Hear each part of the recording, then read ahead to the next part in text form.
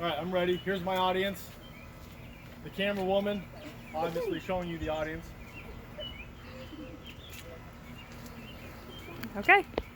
All right, for many years, electricity has played a large part in our society, adapting and becoming more efficient, providing for families all across the world. Have you ever been sitting at home and all of a sudden lights go out? Well, that's because you had a power outage. Can you imagine living without electricity? Not having a cold fridge to throw your food in, not having lights, to walk around in the middle of the night? Well, I've been an electrician for 7 years now. I've seen the good that it can bring to the community, and I've also seen the dangers associated with the trade. So we're going to go into a few things. First we're going to talk about how people tried harnessing electricity in the past, where electricity comes from today, and the electrical workers that deal with it on a day-to-day basis. According to the Institute for Research, we've only been able to harness electricity for about 250 years. Now, Ben Franklin, he did not invent electricity, but he did play a role in harnessing this energy. Carl Van Doren says that Franklin's kite experiment was done in 1752. This guy thought it'd be a good idea in the middle of a thunderstorm to fly a kite and stand inside of a shed.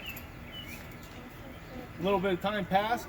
Franklin and his 21-year-old son began to doubt that they'd ever be able to draw electricity from the clouds.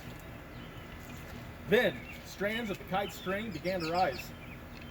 Obviously, to Benjamin Franklin, this was a sign he had to put his finger up against this key. When he did so, it created a spark as the electrical current left his body and tried going into the key. This was a successful experiment.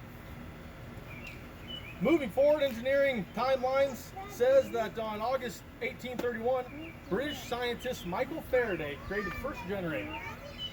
Now, Faraday used a magnet-shaped wand, similar to the wand that you would see in Harry Potter. With this wand, he made a cardboard sleeve to wrap around it. On that sleeve, he wrapped down copper wire. Each end of the wire he hooked up to a galvanometer. This galvanometer was used to measure electrical current. Now, when you slid that rod in and out of this sleeve, it excited the electrons, and the electrons of the magnetic field creating an electrical current.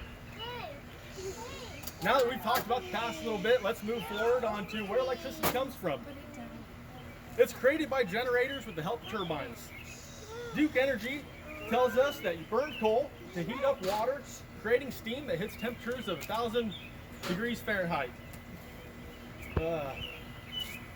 Pressurized at 3,500 pounds per square inch, it's used to spin the blades of the turbine. Now, these blades are connected to a shaft, which is then connected to a generator. Inside this generator, you got another magnetic pole that spins as it's surrounded by copper coils, creating electricity that we use throughout the world. Now, we know where it comes from, but who works with it? Well, linemen and electricians both play large roles in working with electricity. Starting with the lineman who works on the power poles and power lines from substation to get it into your home, to the electrician that ropes the Romex throughout your house and wires up your lights.